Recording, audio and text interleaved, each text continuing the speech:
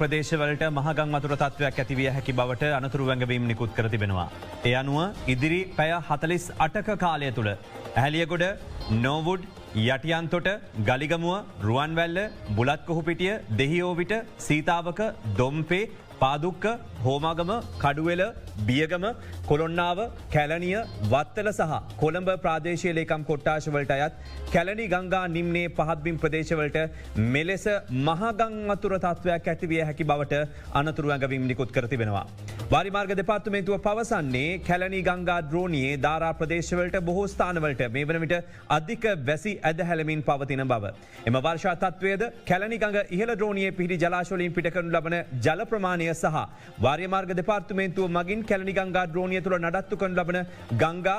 ජලමාපකවල ජලමට්ටම් විශ්ලේෂණය අනුව මෙම අනතුරු වැඟවීම් නිකුත් කර තිබෙනවා. මේ තත්ත්වයෙන් ජීවිත සහ දේපල ආරක්ෂා කර ගැනීම වෙනුවෙන් දැඩි සැලකිල්ලෙන් කටයුතු කරන ලෙසට